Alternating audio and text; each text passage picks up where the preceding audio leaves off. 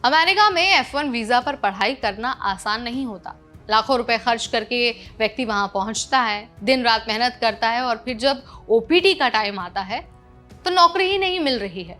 आज हजारों international students इसी परेशानी से जूझ रहे हैं। कंपनियां हायरिंग रोक रही हैं, कैंपस प्लेसमेंट फ्रीज हो गई है, H1B स्पॉन्सर कर ही नहीं रही है और जिन जॉब्स में एक्सपीरियंस चाहिए वहां भी सालों का तजुर्बा मांग रही है। आज के इस वीडियो में हम एक ऐसे ग्रेजुएट की कहानी आपको बताने वाले हैं, उनकी जर्नी बताने वाले हैं जिनका OPT खत्म होने वाला है लेकिन अब तक उन्हें कोई भी फुल टाइम जॉब नहीं मिली है। और ये सिर्फ उनकी कहानी नहीं है बल्कि उन सभी लोगों की कहानी है जो US में पढ़ाई करने जाते हैं। हाय एवरीबॉडी, मेरा नाम है नेहा उपाध्याय और आप देख रहे हैं NBT टेक एड। जिस ग्रेजुएट की हम बात कर रहे हैं उन्होंने सोशल मीडिया पर पोस्ट की है और लिखा है कि मेरी OPT कुछ ही हफ्तों में खत्म हो रही है। मैं अब भी एक पार्ट टाइम पोजीशन में अटका हुआ हूं और कहीं से कोई फुल टाइम चांस नहीं दिख रहा है। अब सोचिए 2 साल पढ़ाई के बाद OPT मिला ताकि आप जॉब कर सकें और H1B के लिए अप्लाई कर सकें, लेकिन अगर नौकरी ही नहीं मिलती है तो फिर ये सारी मेहनत करने का मतलब क्या है। उन्होंने बताया कि 4 कंपनियों में उन्होंने इंटरव्यू दिए हैं लेकिन हर बार उन्हें रिजेक्शन का ही सामना करना पड़ रहा है। क्यों? क्योंकि वो ऐसे कैंडिडेट्स को ढूंढ रहे हैं, कंपनी ऐसे कैंडिडेट्स को ढूंढ रही है जिनके पास 4 से 5 साल का एक्सपीरियंस है। भाई अगर हर एंट्री लेवल जॉब में एक्सपीरियंस चाहिए तो एक्सपीरियंस आएगा कहाँ से? अब देखिए सवाल ये उठता है कि कंपनियां आखिर हायर करने से बच क्यों रही हैं। अब देखिए बहुत सारी कंपनियों ने हायरिंग फ्रीज कर दी है, कैंपस प्लेसमेंट को अभी रोक दिया है और नई भर्ती उन्होंने बंद कर दी है। जो भर्तियां अभी हो रही हैं, जो नौकरियां अभी लोगों को मिल रही है, वहां पर भी वो लोग प्रायोरिटी पा रहे हैं जिनके पास पहले से एक्सपीरियंस है या फिर जो US सिटीजन है या फिर ग्रीन कार्ड होल्डर्स है। और सबसे बड़ा डर है H1B स्पॉन्सरशिप का।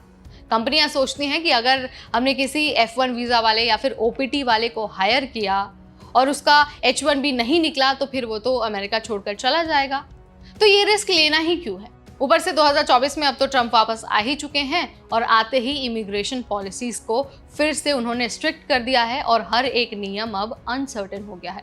जो एम्प्लॉयर्स हैं वो पहले से ज़्यादा अलर्ट हो गई हैं और किसी भी इंटरनेशनल स्टूडेंट को नौकरी पर रखने से या फिर उनका H1B वीज़ा स्पॉन्सर करने से खुद को बचा रही हैं। अब देखिए इसमें कंपनियों की कोई गलती है नहीं, क्योंकि वो भी किसी लीगल मसले में नहीं फंसना चाहती हैं। जिस तरह के नियम हैं, जिस तरह की अनसर्टेनिटी है, उसमें कंपनियां भी खुद को सेफ रखना चाहती हैं। अब देखिए जो लोग OPT पर हैं उन्हें नौकरी ढूंढने के लिए बहुत लिमिटेड टाइम मिला हुआ है। अगर उन्हें नौकरी नहीं मिलती है तो वो टाइम फ्रेम ख़त्म हो जाएगा, जो लीगल स्टेटस है वो भी ख़त्म हो जाएगा और उन्हें अपने देश लौटना पड़ेगा।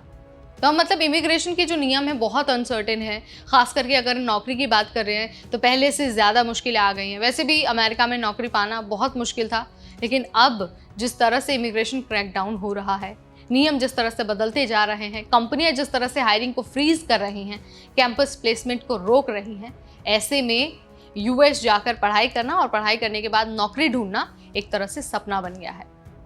तो अगर आप भी अमेरिका जाने की सोच रहे हैं, पढ़ाई करने के लिए जाने की सोच रहे हैं, F1 वीज़ा लेकर जाने की सोच रहे हैं, तो आपके लिए बहुत ज़रूरी है कि आप पहले से प्लानिंग कर ले। सारी चीज़ें आपको पता होना चाहिए और आपको ये पता होना चाहिए कि US का जॉब मार्केट कैसा है और क्या आपको नौकरी मिलेगी या फिर नहीं।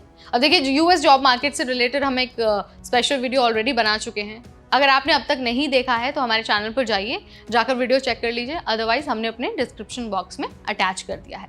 इस वीडियो में फिलहाल इतना ही, अगली बार फिर आएंगे नई जानकारी लेकर। Till then, this is me Neha Upadhyay signing off.